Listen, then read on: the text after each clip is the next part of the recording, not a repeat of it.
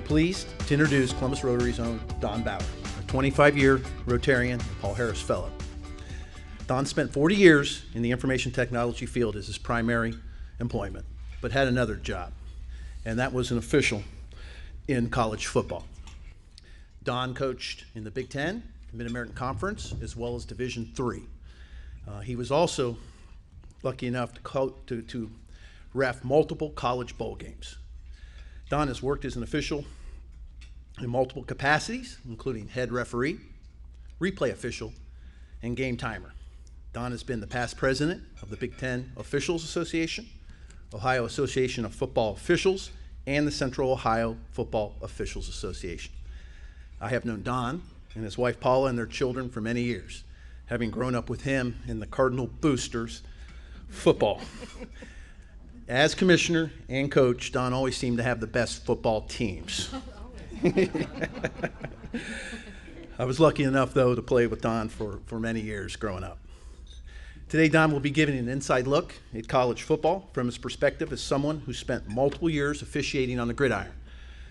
If you enjoy college football, you're in the right place. I'm pleased to introduce Columbus Rotary's own Don Baur.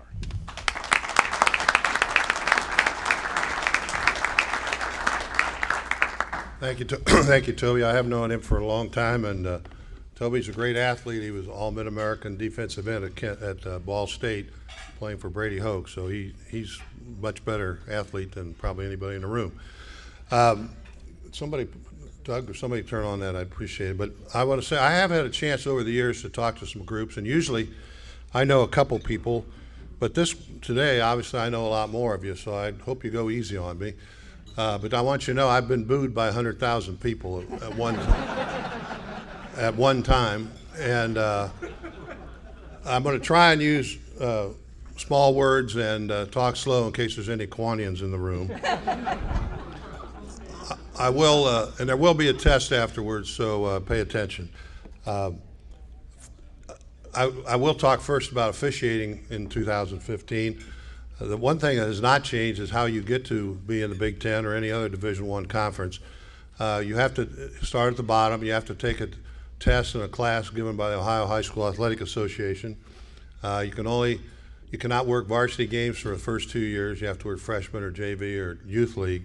Then you move up and probably work college JV games. Now we're fortunate in Central Ohio. We have Capital, Otterbein, Wesleyan, Ohio Dominican still play JV games on Monday afternoons or Monday evenings, and frankly, those are the real football players. They're out there. They might have 20 people in the stands. Their parents, parents or their girlfriends, and they're out there Monday afternoon. They know they're not going to get in. They don't get any money, but they play JV.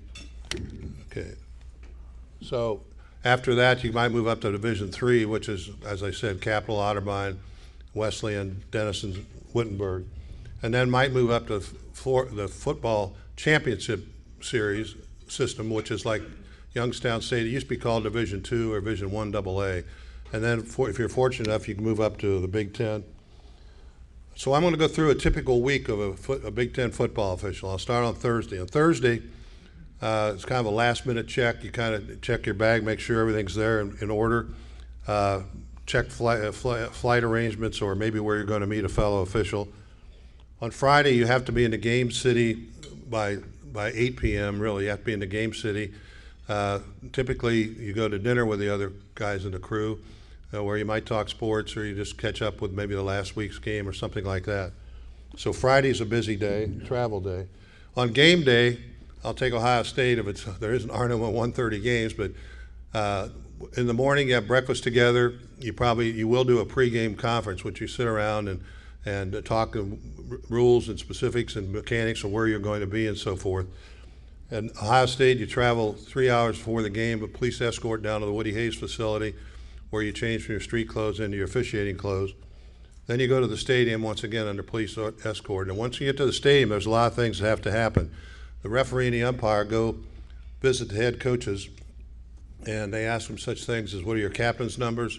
What if you have any trick plays? You give them the official time, and just discuss anything with the head coach, just trying to kind of establish a little bit of rapport there.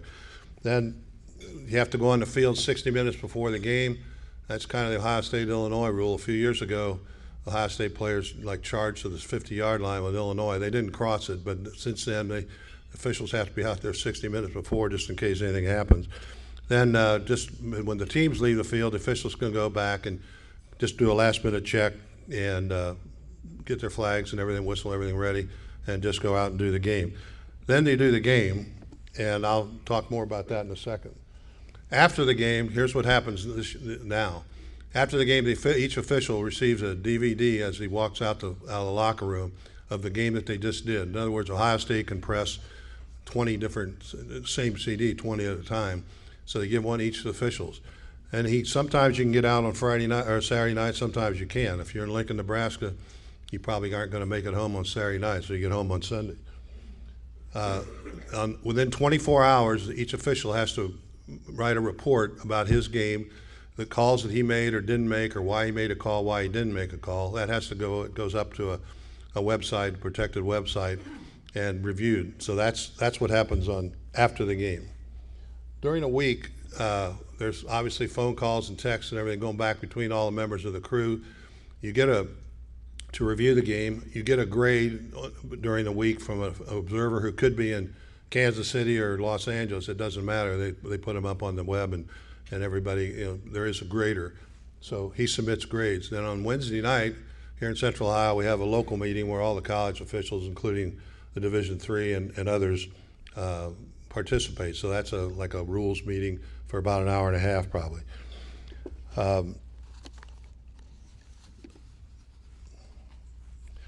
Some people have always asked me why officiate. Well, I was never a good athlete, still am not, and I just wanted to stay around athletics. I thought it was fun, and it's a good way to do that. It does give you a mental break if you're working at a job. I mean, you're stressed or you got some problem at home or the job. Once you get on the field, or even really with the other guys, it's a strong mental diversion.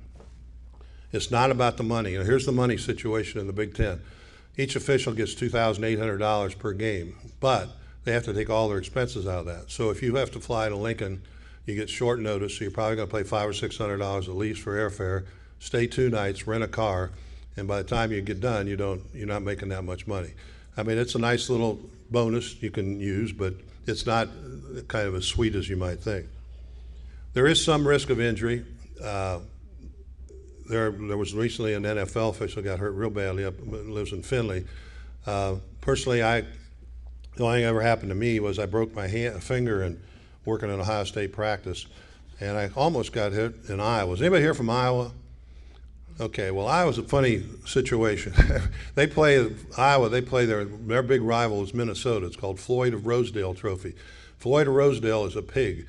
And in 1935, the two governors of the 2 states made a bet, and the loser had to provide a pig for the other one. So Iowa lost, so the president of Iowa went up to the door of the president of Minnesota's office, opened the door, and shoved in a live pig. And after that, the Minnesota guy said, well, I don't think we want a live pig going back and forth. So he created a statue, and that's what they trade now. But in Iowa, one time, it was the last game of the year. It was real cold. It started snowing about 5 o'clock Friday afternoon. It was a terrible day. And neither team was going to a bowl. And so the students were really hooting and hollering and I think liquored up. And one of them threw a liquor bottle. It hit me on the hip. Fortunately, it didn't hit me in the head, but it did. And so Iowa can be dangerous. Another thing at Iowa that happened, and I was officiating and watching. I was right down the line where they kick off, and there was a guy. It was windy, so there was a guy holding the ball, and this kicker came up, and I swear to God, the holder let the ball go, just like Lucy and Peanuts, you know. And I mean, this kid's getting a full ride scholarship, probably worth $50,000 at that time, and he couldn't even hold the ball. So the kicker just barely got the top of it, so it did count as a kick, but it was crazy. So anyway, like I say, Iowa's a tough situation. Okay, I'm going to talk now about the different positions and the letters and major responsibilities and toughest calls. The referee is in the offensive backfield. He's on the throwing side of the quarterback, which 90% of the people in the world are right-handed, so he's usually on the right hand. His toughest call is probably whether it's a pass or an incomplete pass or a fumble. In other words, if the quarterback is arms going forward and the ball comes out, was that an incomplete pass or was that a fumble? Now, fortunately, with replay, now your inclination would be to let it go and see what happens. And if it was a fumble, then of course somebody could have recovered and gone down the field. If it was a pass, it's just an incomplete pass and you go back to the line of scrimmage. So now you would if there's any doubt, you let it go and you go to replay and see what it really was. But that's a tough call because you got to make it in less than a second. The umpire stands behind the defensive line and he calls basically the two guards in the center for holding. And let me say something right here. There is not holding on every play. People say that. You could not call holding on every play, but he calls holding if it's there, and then he makes sure the snap is proper and so forth. The two guys on the wings, we call on the sidelines, one has the L, he's the line judge. The other one has the H, and he's the head linesman. Their duties are pretty much the same. They got to make sure the snap is clean and everybody's on side, no false starts, things like that. And then he's got calls. If there's a sweep to his side, he's got to call. If there's holding, if a guy goes out of bounds, where does he go out of bounds? Sometimes he'll have to help on a trap ball. But the two guys on the line of scrimmage have a lot to do every play. Most of us that worked on that position had a pre-snap routine we went through. Some of them go ABC, some of them go 1, 2, 3. A is make sure they're lined up and make sure they got 7 on the line. B is something else and so forth. But there's a lot happening every play.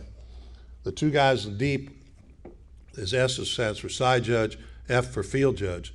They watch the widest receivers and as they come down, and if there's pass, their toughest call is pass interference. There's no question about it, because there is a lot of judgment in that call, and you have to read intent, which is always hard to do for anybody. But they have to be alert for passes and long runs.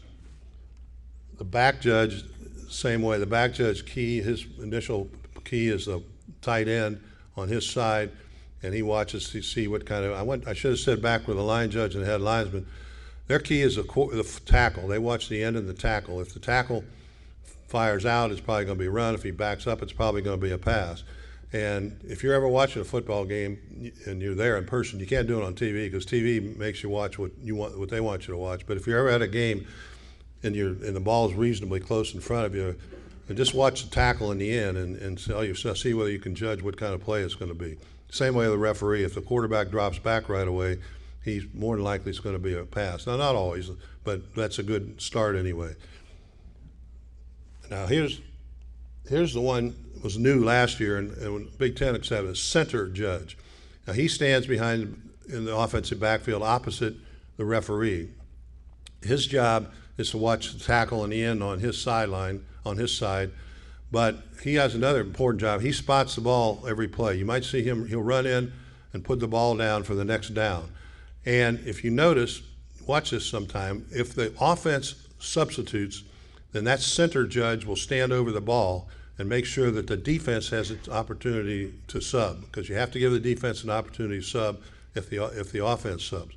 So he stands over the ball. Now, Ohio State, I just noticed last week, just because I knew I was going to talk about this, that many times they don't sub. Now, if the offense does not sub, then the center judge backs out right away. But that's his job. Okay, those are the designations, and I'm going to talk real briefly about replay because I think most of you know. I say replay has come miles from when it started. Now they're all HD TVs, flat screen. They can up in the booth, the replay booth, there are 3 guys, and they can what they call spot shadow. In other words, if the ball bounces off the turf, they can bring the whole TV screen just showing that little bit. They call it a spot shadow, and that's come a long way, and that's helped the game a lot. I know sometimes they take a long time. Sometimes you think, maybe they shouldn't, but there's a lot to consider in that. And you know that if the referee says that the play stands, that means there was not enough evidence to overturn the call. If he says it was confirmed, that means it was confirmed and he has enough evidence to confirm the call. And the third option would be to reverse the call, which we hope doesn't happen. Okay, let's move on to what I call the landscape. There are 5 the 5 conferences make up the Power 5 conferences. Thought it was lost my place. Okay, the ACC, Atlantic Coast, Southeast Conference, Big Ten, Big 12, In the Pac-10, there are 12. There are 63 schools that make up what they call the Power Conference. Now, this is not an official designation. That's just what they call it. They've all changed in the past 5 years. And now geography doesn't seem to mean a thing, because it used to be that a conference would just add a school in a contiguous state. Well, that's certainly not the case now. We've got Missouri going to the southeast and Texas going to southeast. We got West Virginia going to Big 12, Utah going to Pac-10, and of course the Big 10 going to New Jersey and Maryland. So obviously they don't follow that rule anymore. Why do they do that? They do that for money, because it's all about money. It's all about TV and social media. What's going to happen? They don't care so much about even attendance. As you know, attendance is not as off in most places, and certainly in Ohio State. So, I'm sorry.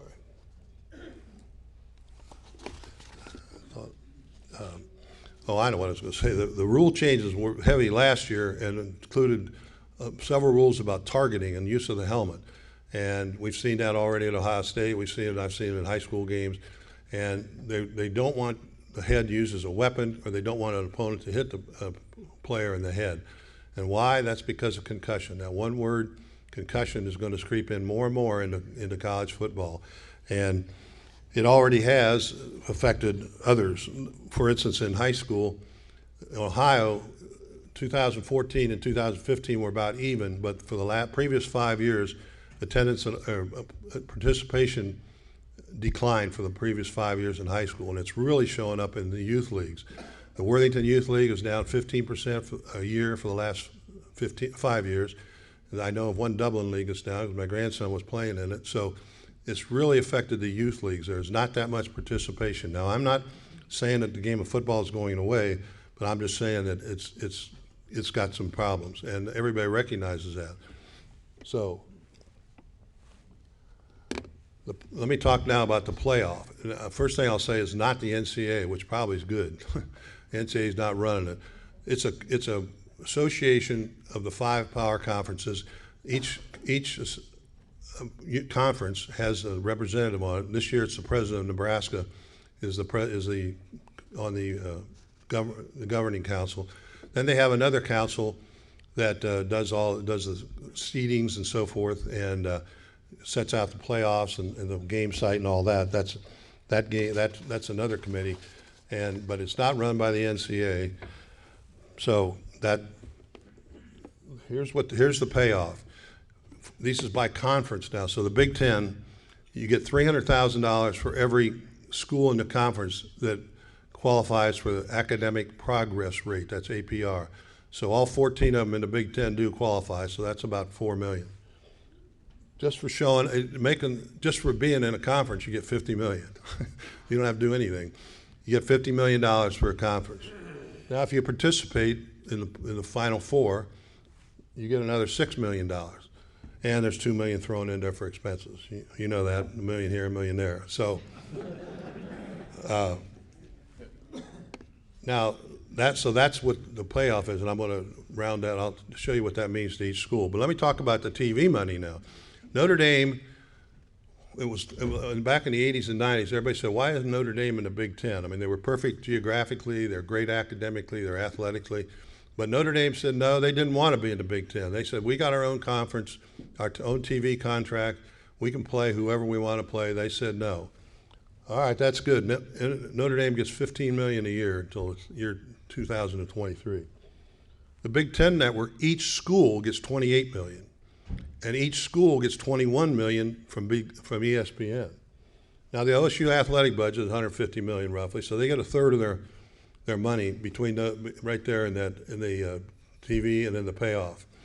But it also means the Big Ten is a one for all for one, which also means Indiana got it, and Purdue, which goes 4-9 or 4-8, they get the same thing that Ohio State does, even though Ohio State, all that money. But in this whole deal about concussions, the President Obama, I guess, didn't have anything else to say, but he got in the mix of it, and he said, and I quote, "If I had a son, I'd have to think long and hard before I let him play football." And the crazy thing is that the President of the United States got involved 110 years ago in the year 1005, Teddy Roosevelt was president, and they had like 23 deaths that year in college football and many, many injuries. And they got a commission together, and Teddy Roosevelt was on there, and they almost banned college football. So here we have the president today worried about it. We also had the president 110 years ago worried about it. So, okay, now I'm going to give you some thoughts here that I've observed over 40 years. Now, you don't have to believe these, but I have the mic, so I think that athletics are a metaphor for society in several ways. We have a rule book, just like there are law books. The first 100 pages are rules, and the next 100 are interpretations. So that's similar to court laws and courts of law. There's also, if you break a law, you get a penalty. If you break a rule in football, you got a penalty if you're caught, I guess. Another thing that I think is similar is that I think there's a general disregard for authority, and I've seen this happen in officials, that people disregard the authority figure, they talk poorly and so forth. And I think there's some policemen that would probably say the same thing. So I think in society and sports we have the same thing. But perhaps the biggest one is what I call lack of responsibility. People don't take responsibility for their actions. And I must say, when I was working, I probably had a little bit guilty of that myself, blaming somebody else or blaming some other factor that I couldn't control. In football, in athletics, this goes too. I go back all the way to, this is not new, in 1987, 28 years ago, I was officiating a game at Michigan was at Indiana, and Indiana had not defeated Michigan for something like 40 years. And it was a big game, and Indiana won. And so Bo Schembechler couldn't stand that, so he blamed the officials. And Bo and Woody used to get by with a lot more post-game comments than what you can make right now. So Bo said, and I quote, "There were 6 idiots and 1 imbecile on the field," and talking about the officials. And so this course before Facebook or email or anything, and one of my buddies sent to the Detroit Free Press, he said, "Hey Don, were you the imbecile or just one of the idiots?" Yeah. So Bo just couldn't take it. And I have another incident where in the year 2000, I was at a function, a lunch meeting 2 days before the Ohio State-Michigan game, and so of course that was a topic of conversation. And there was an old gentleman stood up, and you guys I'm sure all you guys at that table were at that game, weren't you? The Snowball, 1950. The Snowball was a travesty. I mean, there were 42 punts. Ohio State had 3 first downs. Michigan had none. The snow, it should not have been played, but it was, but that's another subject. But anyway, this old gentleman stood up and he said, "And we'd have won that Ohio State-Michigan game if that referee would have given us that touchdown." And I'm thinking, wait a minute, this guy, is he nuts or what? And then I felt sorry for him. For 50 years, this guy had been harboring that guilt, He thought, for 50 years, he thought that Ohio State got screwed and didn't get that game. So that's my thought on that. I've got some observations here, and I've watched sporting events. I've been to the Olympics, I've been to the Pan Am Games, the World Cup, and I've been to 8-year-old soccer games, and I've been everything in between. I've been thousands of contests, and I say that less than 10 of them have been determined by officiating. It almost have to be an absolute guy doing it on purpose to throw a game. Now, this doesn't work if it's your children or your grandchildren. If you're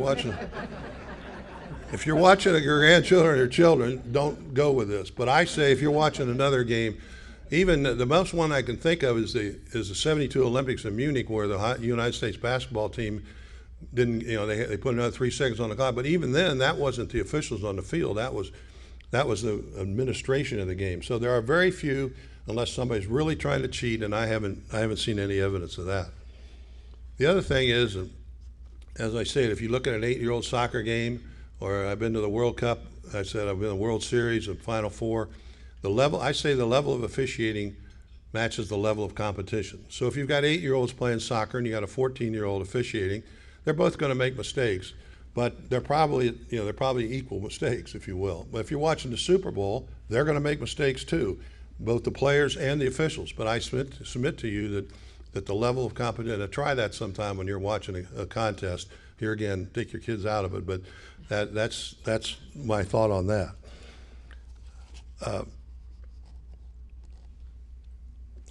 So, one more. My conclusion, back to officiating, I hope that you've got some appreciation now for the third team on the field. There's never been a game without it. Our motto, and I think that you could apply this to business or family or whatever hobby or whatever, our motto is to start perfect and get better every game. And if you take that to work or home or wherever, I think that's not a bad thing to consider. Start perfect and get better every time. Lastly, without officials, it's just recess. Thanks.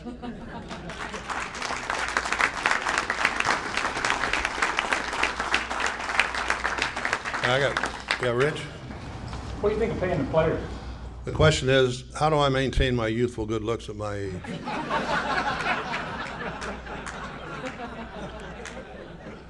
The question was, what do I think about pay for football? I actually anticipate, I got some figures for this. This is actually, you call it pay for play, but it's actually called the cost of attendance. And you can go on the Ohio State website and figure it out. They tell you what it costs, for the normal student, the average student, in-state and out-state. So this year, they considered that the cost of attendance. Ohio State, every football player gets $3,128.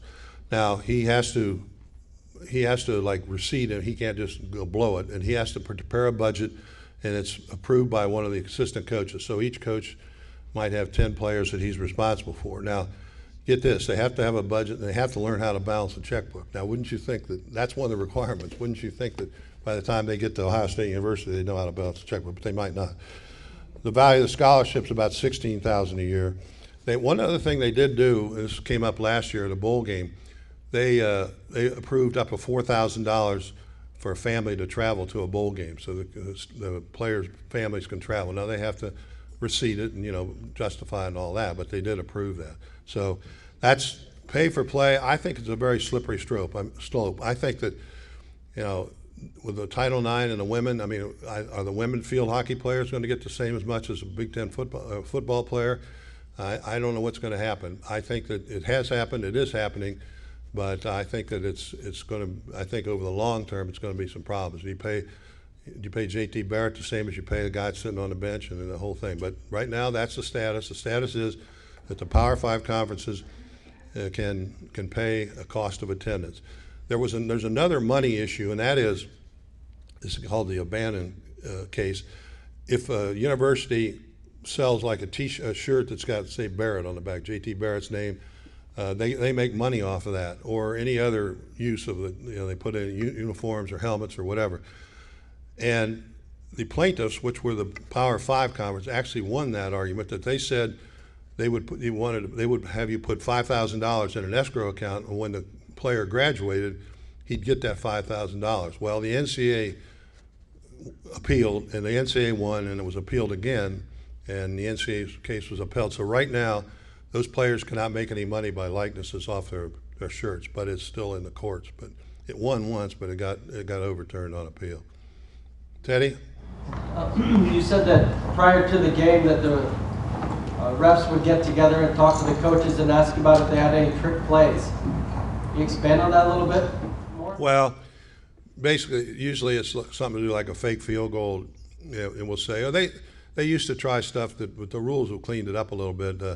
They used to put the ball on the ground, have the car come around. Well, first of all, they can't do that anymore, but secondly, that type of thing. Mostly fake field goals or a double pass. We'll say, when they make two passes on the same down. Now, one of them has to be backwards, but that's what I meant by just they don't tell you anyway. They go ahead and do it anyway.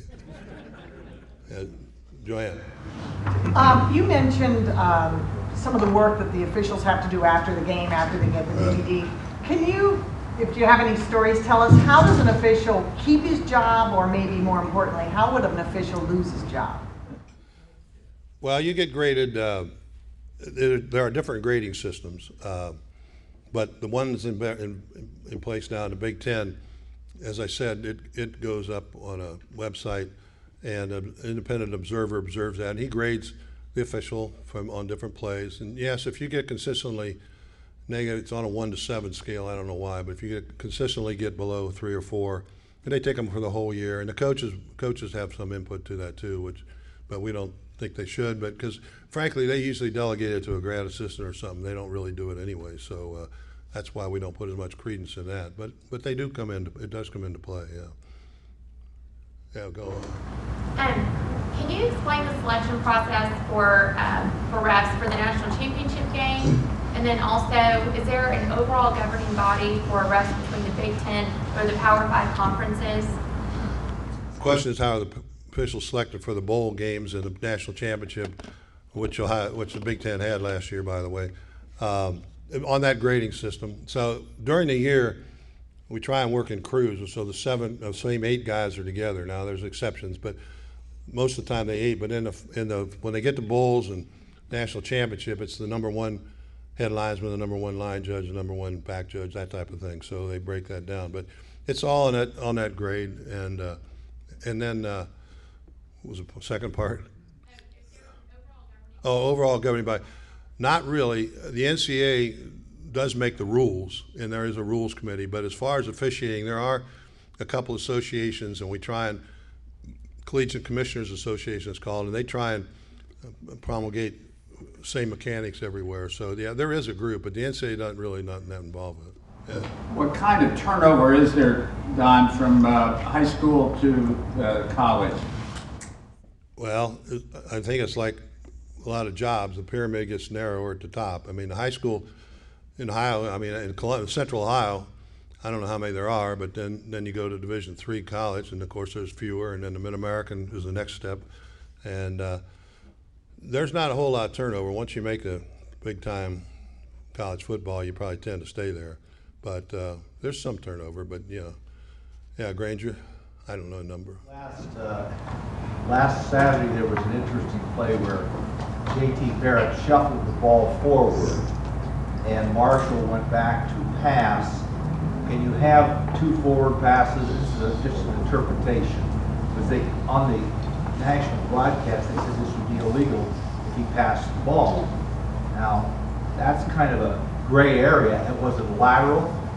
Did he hand the ball off to the guy, or did he forward throw it? Well, I saw that too, and I heard what they said.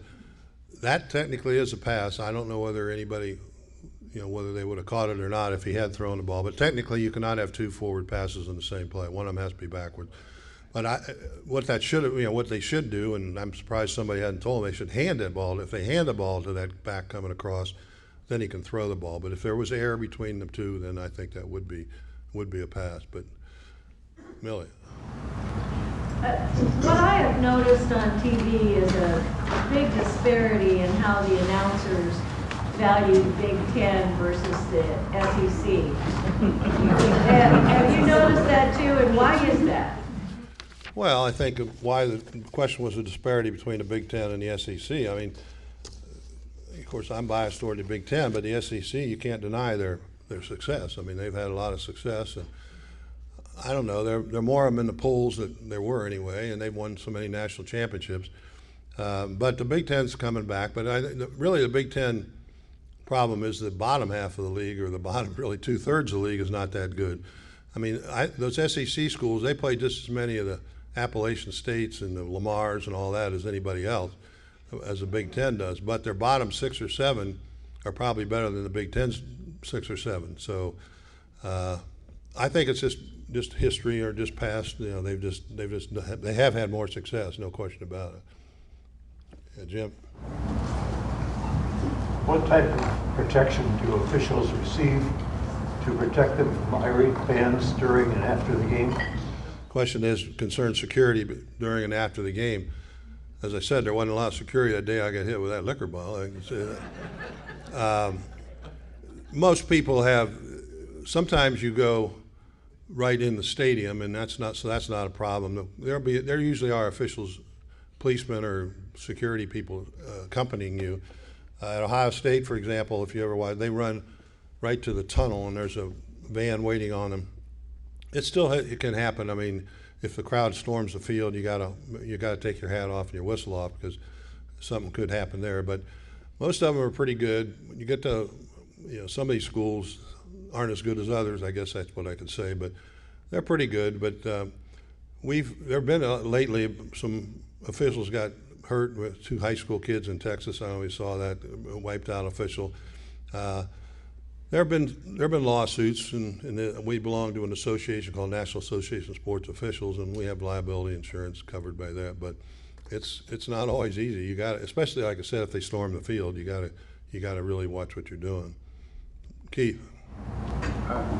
Don, I know your son's a Big Ten official now. Is it pretty common to have father-son or family, maybe brothers, continue in officiating?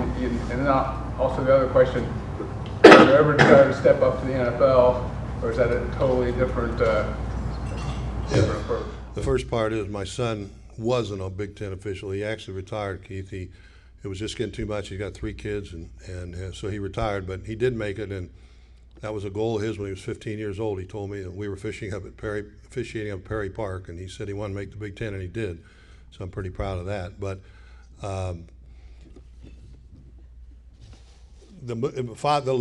I suppose the nepotism or legacy is as strong there as it is anywhere else. I mean, yes, because in my case, he started officiating when he was 14 years old, and he knew he went to big time games with me, so he was around big time officials.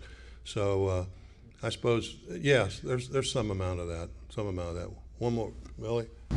I just want to say something. I saw that game that you got hit. It was the pig that threw you. Yeah, right. Wait a minute, one more thing. Where's Heiser? Where's Steve Heiser? Okay, I got $5 for the foundation if you can answer this question. How much does each Big Ten school get from TV? Within $1 million. For 50 million, 28 and 21. There was one 28 and 21. Yeah, 28 and 21. Yeah, 28 from the Big Ten Network, 21 from ESPN. My gosh, you got that. There's a contribution.